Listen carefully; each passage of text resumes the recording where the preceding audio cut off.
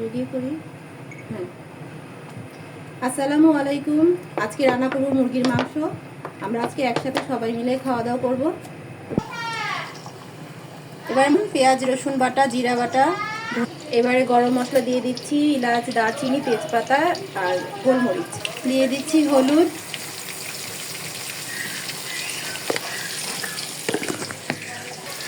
দিয়ে দিচ্ছি মরিচের গুঁড়া। আমরা একটু ঝাল বেশি খাই, বেশি করে দেব, আপনারা আপনাদের পরিমাণ মতো দিয়ে দেবেন, যে যেমন খান। দিচ্ছি লবণ পরিমাণ মতো,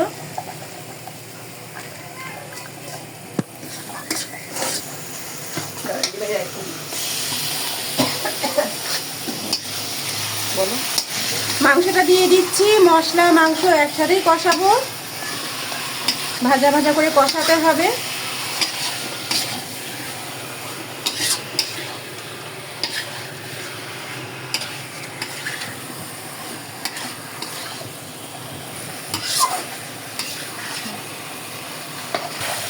মাশাআল্লাহ, আমার মাংসটা এই যে কষানো হচ্ছে মশলার সাথে। আমি মশলা বেশিক্ষণ কষাইনি, কারণ হচ্ছে আমি মাংস দিয়ে মশলা কষাবো। আর দেখছেন তো আপনারা, মাশাআল্লাহ কালারটা অনেক সুন্দর আসছে। আর এভাবে মাংস কষাই খেলে মশলাটার ভিতরে চলে যায় এবং স্বাদে গুণে অতুলনীয় হয়। আমার মাংসটা কষানো হয়ে গেছে। এখন আমি সামান্য একটু পানি দিয়ে ঢেকে দিব, দিয়ে আর একটু কষিয়ে তারপরে ঝোলের পানি দিব।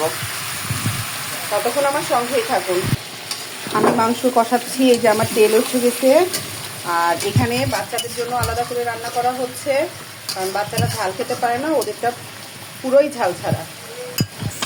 আমার মাংস এখন একটু গরম পানি দিয়ে দিলাম, দিয়ে পরিমাণ মতো ঝোল রেখে নামিয়ে ফেলবো। আচ্ছা, মশলা কষানো হয়ে গেছে, এবার আমি মাংসগুলো সব দিয়ে দিচ্ছি।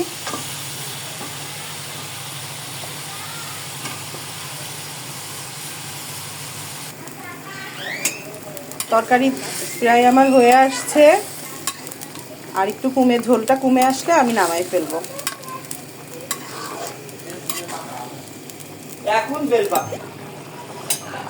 এখন আমি মাংসে একটু এলাচ দারচিনি দিব। বাহিরে মেঘ করেছে।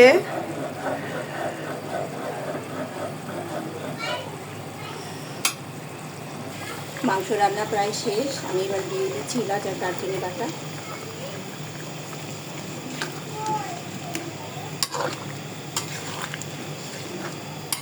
পাঁচ মিনিট রেখে আমি এটাকে নামিয়ে নেব।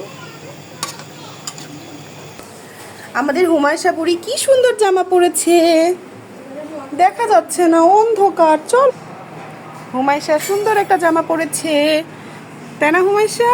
ওয়াও, হুমায়শা অন্ধকার লাগে কেন?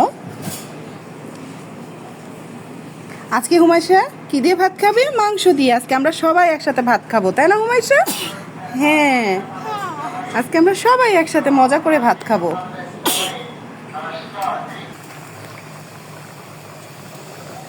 বাচ্চাদের মাংসটাও হয়ে আসছে, এলাচ দারচিনি বাটা দিয়ে দিলাম। আর এখন নামানোর অপেক্ষা। আলো স্বল্পতার কারণে রংটা বোঝা যাচ্ছে না, তবে বাচ্চাদের কালারটাও অনেক সুন্দর হয়েছে মাশাআল্লাহ। আমি চুলাটা নিভাই দিয়েছি, আমার তরকারিটা হয়ে গেছে। আজকে আমরা সবাই মিলে একসাথে খাবো আমার ছোট যার বাসায়।